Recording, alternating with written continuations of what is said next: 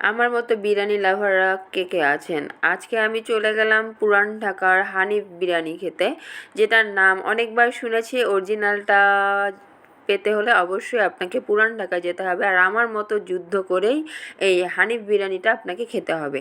তো চলুন তাহলে আমি কিভাবে গেলাম এবং কিভাবে এই যুদ্ধ করে সংগ্রাম করে আমি অবশেষে ফাইনালি আজকে ফার্স্ট টাইম হানিফ বিরিয়ানি খেতে পারলাম। তো চলুন তাহলে এবার আপনারা না টেনে আমার পুরো ভিডিওটা দেখবেন এবং বিনোদন এবং হানিফ বিরিয়ানি দুটাই পাবেন সঙ্গে। আর সঙ্গে পাবেন হচ্ছে হানিফ বিরিয়ানির শাহি বোরহানি, আর এটা ছিল স্পেশাল হানিফ বিরিয়ানি। আর প্রথমে ঢুকতেই আমার গেছে মাথা নষ্ট হয়ে, ঝড় তুফান সাইক্লোন সব কিছু পেরিয়ে আমাকে যেতে হয়েছে সেই হানিফ বিরিয়ানি খেতে।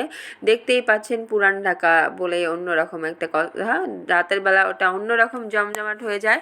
তো এর আগে আমার রাতের বেলা হচ্ছে হাজির বিরিয়ানি খেতে গিয়ে জন্মের শিক্ষা হয়েছে, তাই ভাবলাম একটু দিনের বেলা গিয়ে দেখি যে এটার অবস্থা কী।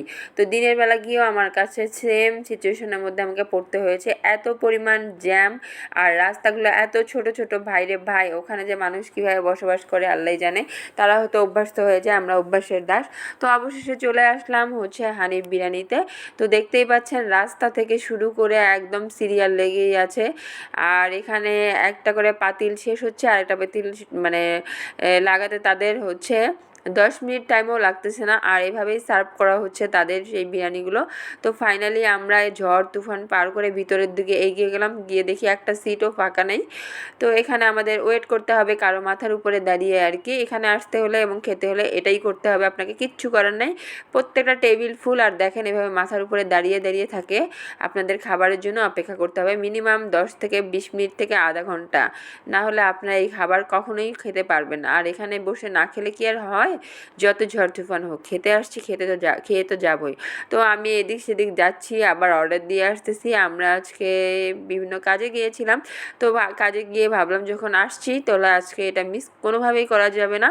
তো মানে আমি বিশ্বাস করবেন না, রাস্তা হাঁটার মতো লোক নাই, এতটা বাজে সিচুয়েশন। আমি কিছুটা লাইভ করেছি, যারা আমার পেজে রেগুলার তারা দেখেছেন কি একটা অবস্থার মধ্যে আমি পড়েছি। অবশেষে আমি মানুষের মাথার উপরে দাঁড়িয়ে ওয়েট করতেছিলাম কখন টেবিলটা ফাঁকা হবে আর কখন ওরকম থাল ভরে আমার জন্য এক প্লেট স্পেশাল হানিফ বিরিয়ানি নিয়ে আসবে। আপনাদের স্পেশালটা হচ্ছে 300 টাকা, আর যেটা নর্মাল সেটা হচ্ছে আপনার হচ্ছে 250 টাকা, আর যেটা হাফ সেটা হচ্ছে 200 টাকা। অবশেষে আমরা মানুষের মাথার উপরে দাঁড়িয়ে থেকে আমরা পাশেই বসে গেলাম অন্য মানুষের সঙ্গে একসঙ্গেই। কোনো কিছুই করার নেই, এক একজন এক এক টেবিলে চলে গেলাম, কারণ ওয়েট করা আর সম্ভব হচ্ছে না।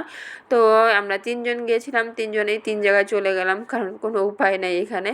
তো অবশেষে হচ্ছে এখানে খাবার পালা শেষ আমাদের।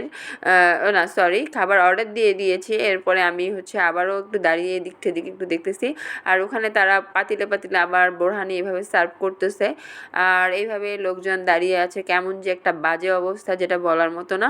কিন্তু স্বস্তিটা তখনই আসলো যখন এই হানিফ বিরিয়ানিটা আমার চোখের সামনে নিয়ে এসে দিল। দেখেই বুঝতেছেন কতটা লোভনীয় এবং কতটা মজার হবে। এইটার টেক্সচারটা একদম পারফেক্ট ছিল, তবে প্রাইসটা আর একটু কম থাকলেই ভালো হয়েছে। আমার যাই হোক, এভাবে আমার খাওয়া দাওয়া শেষ। পুরো ভিডিওটা আমি এতটুকু আর লং টাইম করতে পারছি না, আমি শুধু আপনাদেরকে দেখিয়ে দিলাম এটার আসলে কী ধরনের পরিস্থিতি আপনাকে ফেস করতে হবে। তো এরপর যেহেতু নিজে খেয়েছি, ছেলে মেয়েকে রেখে গিয়েছি, আর তাদের জন্য না নিয়ে আসলে তো মন ভরবে না। আর এখানে আমি হাত ধুয়ে তাদের বোরহানি রেডি করাটা দেখতে পাচ্ছি, আর হচ্ছে দেখার পরে আমি চলে গেছি। এর মধ্যে আমি হচ্ছে তাদেরকে দিয়েছিলাম পার্সেলের জন্য, আমি ছিলাম 50 নাম্বার সিরিয়ালে। এটার জন্য দেখেন কত কত পার্সেল রেডি হচ্ছে তাদের বিভিন্ন জায়গা থেকে, ঢাকার। তো এইটা রেডি করতে গিয়ে এই ছোটো ভাই বলতেছে, ভাই আমি গালি দিয়েছি, আপনি আমার ভিডিওটা ভাইরাল করেন না। সে বুঝে গেছে যে আমি ভিডিও তৈরি করি। তখন তাকে আমিও একটু ইমোশনাল ব্ল্যাকমেল করি, ভাই যদি আপনি আপনার ভাইরাল হতে না চান তাহলে আপনি অবশ্যই আমাকে আমার পার্সেলটা একটু তাড়াতাড়ি রেডি করে দিবেন। পরে বললো, আপু আপনি বাইরে গিয়ে দাঁড়ান, আমি আপনার পার্সেলটা রেডি করি। তো যাই হোক, আমি কোনোভাবেই ট্রাই করে দিতেছি আপনাকে তাড়াতাড়ি। তো আমি ওনার কথা মতোই হচ্ছে একটু বাহিরের দিকে যাব, সেই উপায়টাও খুঁজে পাচ্ছি না। পরে এক ভাইয়াকে বললাম, ভাইয়া একটু রাস্তাটা ক্লিয়ার করে দেন যাতে আমি যেতে পারি। যাই হোক, অবশেষে হচ্ছে বাহিরে চলে গেলাম। বাহিরে গিয়ে হচ্ছে ওয়েট করতেছিলাম, আবারও একটু বলতেছিলাম ভাইয়া একটু তাড়াতাড়ি দেন। আসলে এখানে বলাটাও বোকামি, আসলে খুবই বাজে একটা সিচুয়েশন দেখতেই পাচ্ছেন বাহিরের, যে কতটা মানুষ, মানে অবস্থা খারাপ আর কি। আমি এখানে আর হচ্ছে বগুড়ার আরেকটা রেস্টুরেন্টে খেতে গিয়েছিলাম, সেম অবস্থা, ওইটার অবস্থাও একদমই সেম ছিল। আর এটা নাকি বিকাল বা রাতের এটার অবস্থা আরও বেশি খারাপ হয়ে যায়। তো লাঞ্চ টাইমে নাকি ভিড় মাত্র কম, এটা যদি কম হয় তাহলে ভিড় বেশি ভাই, ওটাতে কি অবস্থা। তাই হোক, আমি অবশেষে ওয়েট করতেছিলাম, ওদের হচ্ছে প্যাকেজিংটা দেখতেছিলাম, আর একটু আপনাদের জন্য, আপনাদের সুবিধার্থে একটু ভিডিওটা তৈরি করতেছিলাম। তারপরে ফাইনালি যাই হোক, আমাকে আমার সেই ঝড় তুফানের পরে আমার পার্সেলটা দিয়ে দিয়েছে, আর আমি পার্সেল নিয়েই পরে যাওয়া শুরু করলাম। আর এই ছিল হাজি বিরিয়ানি অপর সাইডে।